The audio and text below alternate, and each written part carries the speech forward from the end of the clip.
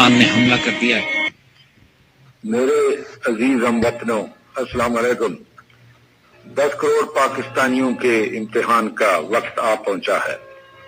آج صبح سویرے ہندوستانی فوج نے پاکستان کے علاقے پر لاہور کی جانب سے میرے قوم کے ہم وطنوں، جنگ شروع ہو چکی ہے، اٹھو اور دشمن پر ٹوٹ پڑو۔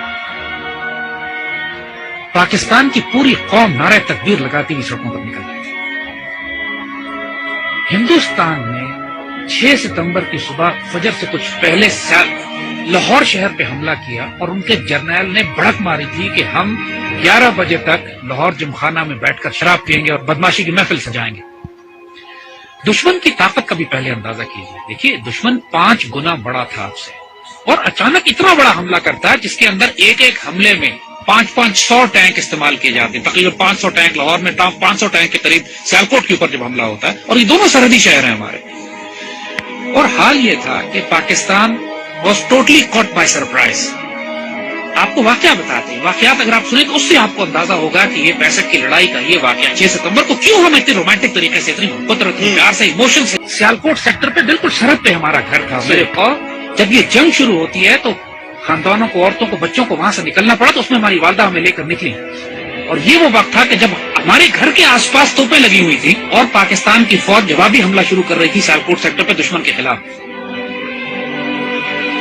ایسے معجزات دیکھنے کو ملے۔ میرے والد عینی شاہد ہیں اس بات کے کہ ایک سیکٹر پر ہماری توپوں کی مدد کی ضرورت پڑی۔ ہماری پیادہ فوج کے مورچے تھے جن پر دشمن کے ٹینکوں کا دباؤ بہت شدید تھا، اور ہماری توپوں کی آخری حد سے بھی زیادہ 2-3 کلومیٹر آگے وہ دشمن کے ٹینکوں کی پوزیشنز تھی، اور جب مدد مانگی گئی تو حساب لگایا گیا کہ ہماری توپوں کے گولے دشمن تک نہیں پہنچ سکے، اور صورتحال یہ تھی کہ اگر اس وقت مدد نہ دی جاتی اپنی فرنٹ لائن کو تو سیالکوٹ شہر کا ایک پورا سیٹ دشمن قبضہ کر لیتے۔ اللہ کے توکل پر یقین کریں، افسروں کی آنکھوں میں آنسو آ گئے۔ انہوں نے اللہ کے بھروسے پہ، اللہ کے آسرے پہ کر کے دشمن کی طرف توپوں کا منہ کر کے فائر کیا ہے، اور ناقابل یقین بات ہے کہ گولا تقریباً 2.5-3 منٹ لیتا ہے فائر ہونے کے بعد توپ کا اپنی منزل پہ پہنچتے ہوئے۔ 3 منٹ کے بعد وائرلیس پہ ہماری جو آگے ہمارے مورچے تھے وہاں سے نعرے تکبیر کی آوازیں آنے لگی کہ دشمن کے توپیں ٹھیک ٹینکوں کے بیچ میں گر رہے تھے، جو کہ ہماری توپ کی آخری حد سے بھی کئی کلومیٹر آگے تھا۔ نہ اس سے پہلے کبھی توپ نے اتنا دور فائر کیا، نہ اس کے بعد کبھی اتنا دور فائر کیا۔ اس موقع پر جب ضرورت تھی تو اللہ کی طرف سے تائید آئی۔ ہزاروں واقعات ایسے ہیں۔ یہ باتیں بزرگوں نے کتابوں میں بھی لکھی ہیں۔ آپ ممتاز مفتی کی کتابیں اٹھا کے دیکھ لیجئے، الگ نگری دیکھیے، تلاش دیکھیے، اخبار میں اس زمانے کے تمام واقعات یہ چھپے ہیں۔ جب 65 کی لڑائی شروع ہوئی، ممتاز مفتی اپنی کتابوں میں لکھتے ہیں کہ مسجد نبوی شریف میں اللہ کے بندوں نے حضور صلی اللہ علیہ وسلم کی زیارت فرمائی اور دیکھا کہ حضور جنگی لباس میں اصحاب بدر کے شہداء کے ساتھ پاکستان کے دفاع کے لیے تشریف لے جا رہے ہیں کہ پاکستان پہ حملہ ہوا ہے، ہم نے اس کا دفاع کرنا ہے۔ اور یہ باتیں ممتاز مفتی نے لکھی ہیں، کتابوں میں چھپی ہیں، اخباروں میں چھپی ہیں۔ یہ باتیں اپنی طرف سے ہم نہیں بنا رہے یہ باتیں کہ دشمن، لیکن اللہ تعالیٰ قرآن میں فرماتا ہے کہ میں نے 1000 ملائکہ نازل کیے، اور یہ بات صرف 1400 سال پہلے پہ محدود نہیں ہے۔ جب بھی مسلمان اللہ رسول کے نام پر کھڑے ہوں گے اس پاک سرزمین کی حفاظت کے لیے تو اللہ کی قائد نصرت آئے گی۔ 65 سب سے خوبصورت مثال ہے ہمارے لیے۔ ہم ایک واقعہ سناتے ہیں کہ جو ہمارے بچوں نے کسی کتاب میں نہیں پڑھا ہوگا۔ جب لاہور پر حملہ کیا انڈین ڈویژنز نے تو انڈین جرنیل اپنے سپاہیوں کو یہ حوصلہ بڑھانے کے لیے کہہ رہے تھے کہ لاہور اب صرف 3 میل 4 میل دور رہ گیا، بس تمہاری آنکھوں کے سامنے تھوڑا سا آگے بڑھو اور لاہور تمہارے قبضے میں۔ مزاحمت شدید ہو رہی تھی، اور پاکستان کے جوانوں نے اپنے آپ کو دشمن کے ٹینکوں کے سامنے ڈال دیا تھا روکنے کے لیے۔ اس کیفیت میں لاہور تقریباً 14 میل دور تھا۔ تو وائرلیس پہ جب ہمارے جوانوں نے، ایک افسر نے یہ سنا کہ دشمن کا جنرل اپنے سپاہیوں سے یہ کہہ رہا ہے کہ صرف 3 یا 4 میل دور لاہور رہ گیا، اور اس وقت لاہور 14 میل تھا۔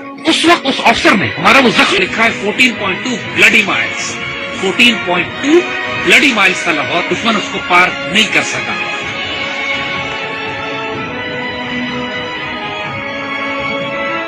جب شہداء پہنچنا شروع ہوئے CMH میں، انہوں نے دیکھا کہ اتنا پریشر تھا کام کرنے کا کہ مرد سارے کام میں لگے ہوئے تھے، تو ان زخمیوں کو ریسیو کرنے کے لیے نرسز تھی، تو شہداء کو انہوں نے نرسز کے حوالے کیا کہ آپ ان کو تیار کریں اور رکھیں ایک طرف تاکہ بعد ان کو بریل کے لیے لے جایا جائے گا۔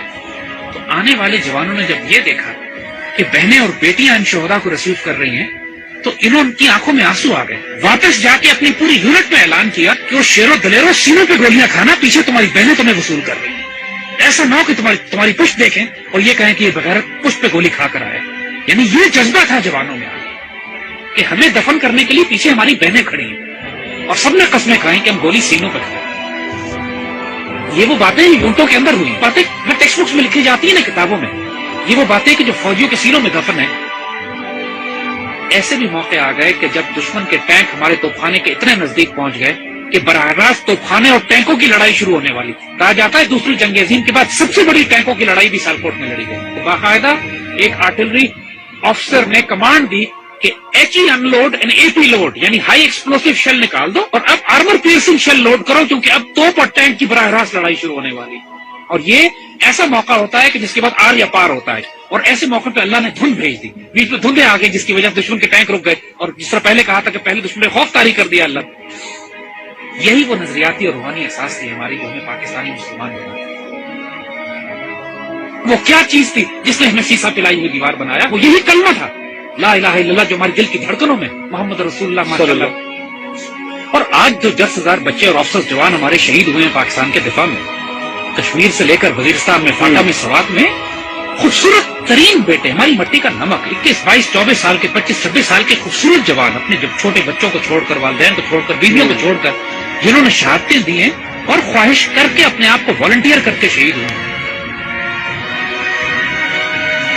بہت بھاری قربانیوں کے بعد یہ پاکستان آپ کے حوالے کیا جائے. اس پرچم کو گرنے نہ دیں. اس پرچم پہ سب کچھ قربان کر دیں. اس کی مٹی میں تمہارا خون شامل ہو گیا نا, 2 جہانوں میں خوش نصیب ہو جاؤ گے. اس مٹی کو چھوڑ کر چلے گئے بد نصیب ہو جاؤ گے.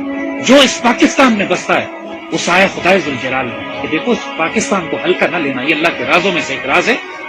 اس پر قربان ہو جاؤ, سب سے سستا سودا ہے, سب سے اعلیٰ سودا ہے. یہ ہمارے بیٹے جو اس پہ قربان ہوتے ہیں نا, یہ سوال نہیں کرتے کہ اس پاکستان نے ہمیں کیا دیا. اس پاکستان کو آج آپ کی ضرورت ہے. Make a stand, stand form, stand United. Live with dignity and inshallah Allah will give you the opportunity to die with honor. لیکن اس کے لیے اب تیاری کرو, تیاری کا وقت ہے, آزمائش آنا ہے. لیکن انشاءاللہ العزیز ایسے بیٹے ہمارے پاس ہیں اس پاکستان کو قبول کریں.